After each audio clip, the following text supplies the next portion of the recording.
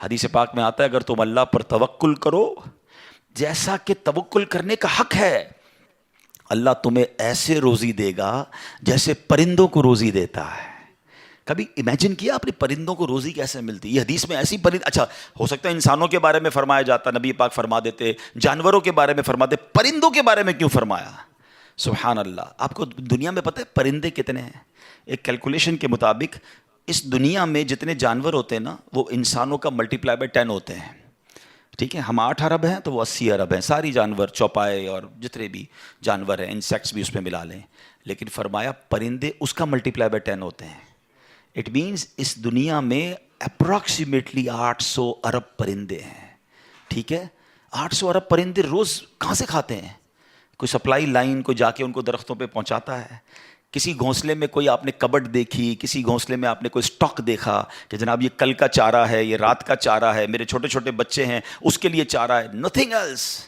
ہر پرندہ 800 ارب پرندے اپروکسیمیٹلی روز صبح فجر کے بعد بھوکے نکلتے ہیں، اور جب شام اپنے گھونسلے میں آتے ہیں تو سب کا پیٹ بھرا ہوا ہوتا ہے۔ سب کو کون کھلا رہا ہے؟ کوئی تو ہے جو نظام ہستی چلا رہا ہے، میرا خدا ہے۔ ایمان لاؤ نا، توکل کرو۔ جب پرندوں کو 800 ارب پرندوں کو روزی دے سکتا ہے، ارے میں اور آپ اشرف المخلوقات ہیں، میں ٹینشن ہی نہیں ختم ہو رہی کال کرو تھی نو ہے، سال بعد کیا ہوگا، بچی کی شادی کیسے ہوگی، میرے کاروبار کا کیا ہوگا، ارے مارکیٹ ڈاؤن ہو رہی ہے، ڈالر اوپر ڈالر نیچے، اسی ٹینشن میں مر گئے۔ یار جو رب چونٹی کو کن اور ہاتھی کو من دے سکتا ہے وہ اس نے مجھ سے بھی وعدہ کیا ہے۔ سیکھو نا حضرت ابراہیم سے، کاش یہ توکل نصیب ہو جائے۔ تھوڑی ایج اور بڑھتی ہے، آپ نے ایک بار ایک بڑا کمال کا منظر دیکھا کہ ایک بندے کو سمندر میں اس کی ہلاکت ہو گئی، سمندر میں وہ ڈوب کے مر گیا، مچھلیوں نے کھایا اس کی باڈی کو، تھوڑی دیر بعد اس کی لاش سمندر کے کنارے پہ آئی، تو پھر جانوروں نے کھایا، اس کے بعد دیکھا کہ پرندے آئے، پرندوں نے بھی اس کی باڈی سے کھایا۔ آپ کے ذہن میں خیال آیا کہ یا اللہ یہ بندے کو قیامت کے دن تو کیسے اٹھائے گا؟ ایمان تو تھا مگر اس کی باڈی کے اجزاء تو 3 الگ الگ مخلوقات کھا گئیں، اور قیامت کے دن یہ واپس کھڑا ہونا ہے اس نے۔ تو سبحان اللہ، آپ نے اللہ سے کہا وَإِذْ قَالَ إِبْرَاهِيمُ۔ پھر یہ دیکھیں حضرت ابراہیم کا یہ واقعہ بھی قرآن میں موجود، 3 پارے میں سورہ بقرہ۔ آپ کہتے ہیں وَإِذْ قَالَ إِبْرَاهِيمُ رَبِّ أَرِنِي كَيْفَ تُحْيِي الْمَوْتَى۔ اے اللہ، حضرت ابراہیم نے عرض کی کہ اے میرے رب مجھے دکھا دے تو مردے کیسے زندہ کرے گا؟ ارشاد ہوتا ہے قَالَ أَوَلَمْ تُؤْمِنْ، اے ابراہیم تو ایمان نہیں لایا، تجھے یقین نہیں؟ قَالَ بَلَىٰ وَلَكِنْ لِيَطْمَئِنَّ قَلْبِي، اے اللہ ایمان لایا ہوں، مجھے یقین ہے مگر میں ذرا دل سے دیکھنا چاہتا ہوں اور قرار آ جائے، میں عین الیقین چاہتا ہوں، میں اس کو مزید دیکھنا چاہتا ہوں۔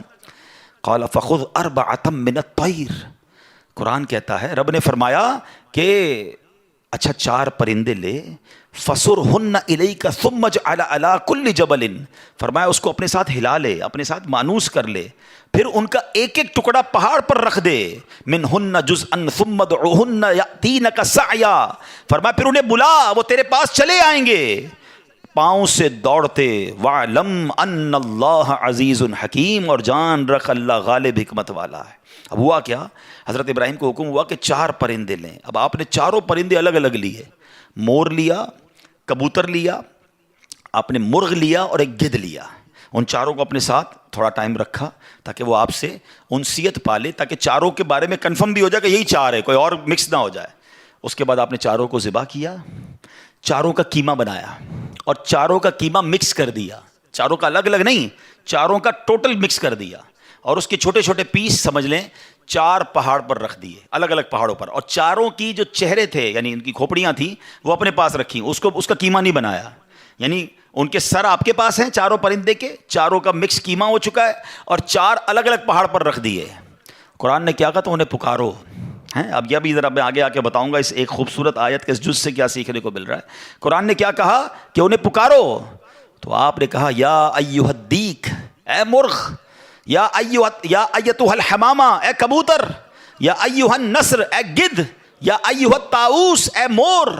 آپ کی پکار پر وہ چاروں پرندے جو ہیں ان کا قیمہ اب آسمان پر اڑنا شروع ہوا ہے۔ فکشن، گرافکس ہیں، آج کل اینیمیشن کا دور ہے، کمپیوٹر پر جناب لوگ بہت ساری چیزیں بنا لیتے ہیں، سنو 5000 سال پہلے قرآن میں یہ واقعہ موجود ہے کہ کیا ہوتا ہے، ان چاروں کا کیما اڑتا ہے، اور اب جس کا مرغ کا ہے وہ مرغ کی طرف، مور کا ہے